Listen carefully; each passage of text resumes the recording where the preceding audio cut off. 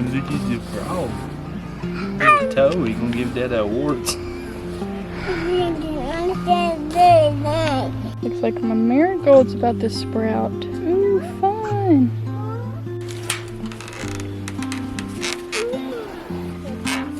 What you fellas doing? I guess cocoa and marshmallows go good together, huh? Wow. Much good. Great job. Perfect. I will actually do both at the same time. Now the important part is when you're doing this. Well, babe, you want to explain what you're doing? I am taking logs that have caused us trouble over the past year and turning them into garden beds. That's the log I'm about to cut. Okay. Welcome back to Rake's Road. This video is a how-to on how we did our DIY garden beds. Because we're all about use what you can, be less wasteful, and become more frugal, we decided that this year, our technical first year of planting a real garden, we decided that we were going to take trees that have been cut down, cut them into logs, and make our garden beds out of those. This video has been a few weeks in the making, and so far, there have been pros and cons on these beds, which I'll get to more towards the end of the video. We found the trees we were going to use, we measured them out, we cut them, we drug them to where they needed to go, and then he pieced them together from there. The way that we have them held together, you'll see, again, more towards the end of the video. Oh, no.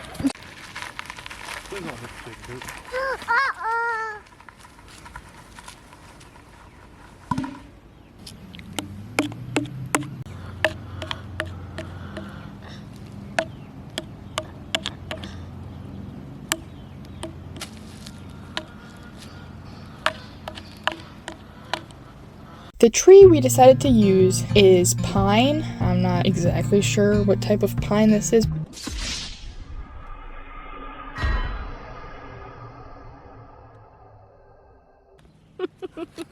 That was a good clip.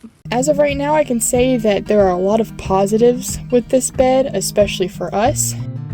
We decided to go with an 8-foot length by 4-foot wide by probably under 2 foot tall.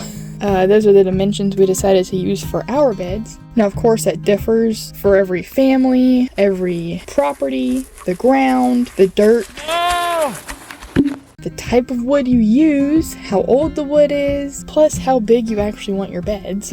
And there's a lot of factors that go into if this is worth it for you. When we built the beds, we decided that the end pieces will go on the outside of the length pieces. And we did that because I wanted a bed that was more slimmer and longer than one that was like fatter out, because I am almost 8 months pregnant and I didn't want to have to reach more into the middle than I had to. Yeah, I like that a lot more. Makes it longer and slimmer.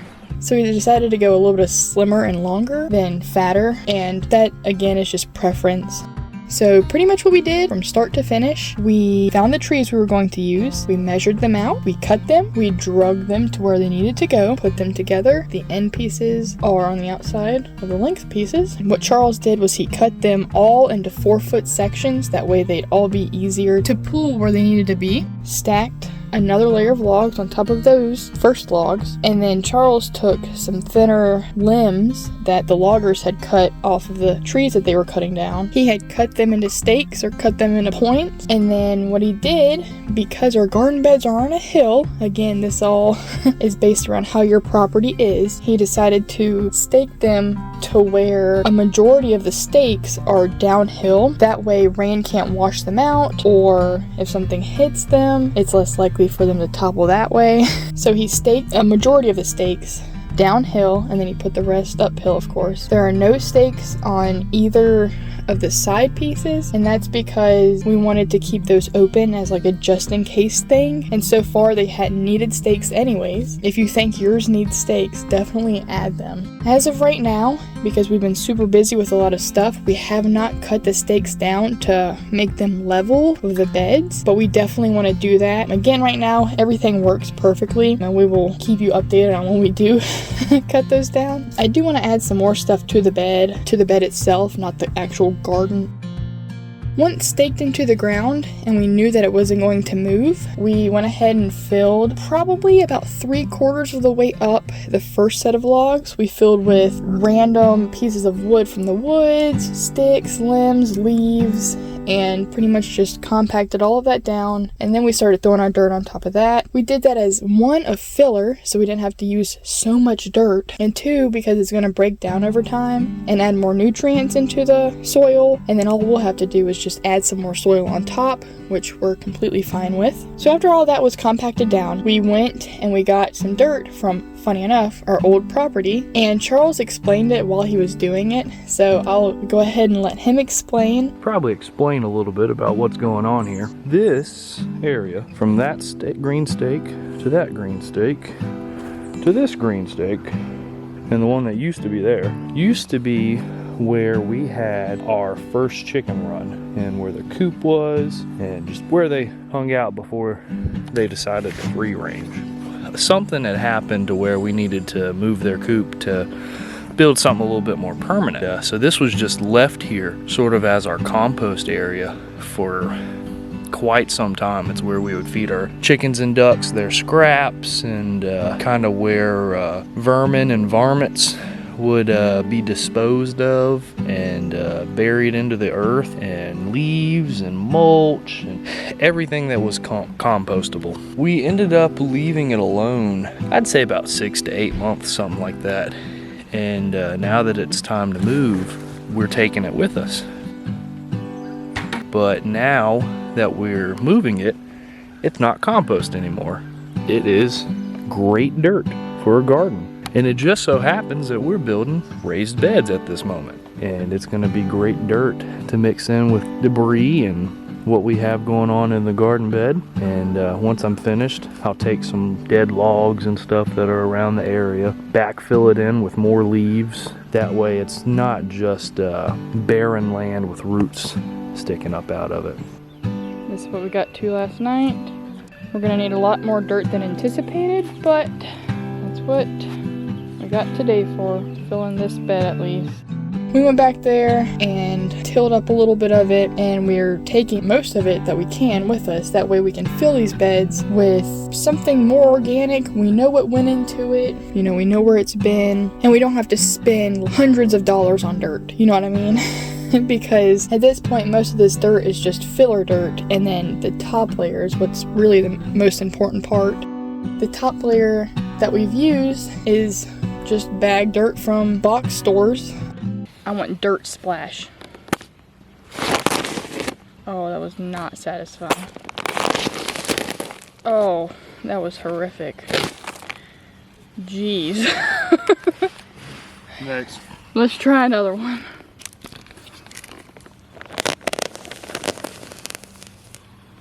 Oh, baby, you should be a doctor.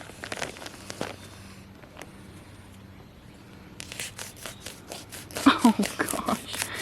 Oh, it's getting worse. Oh, wow. That was crazy.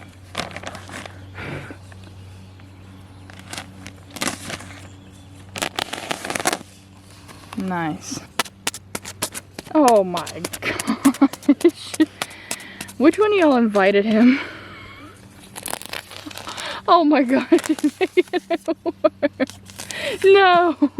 No. The topsoil ones in the littler bags, Charles's dad bought for us years ago, and they've just been sitting because we haven't started a garden yet. So we use a couple of them, and then the other ones, a box store near us that sells stuff like that, was having a sale, and we decided to just get a couple of them, and that's what the other two are. So at this point, where you see the garden bed itself made out of the wood, you see the sticks and the leaves, the main dirt, and the top layer of dirt, we only have about $5 in the whole thing. once I get together how much the plants actually costed, I'm gonna say under 10 bucks is how much these garden beds are gonna cost us, or at least one.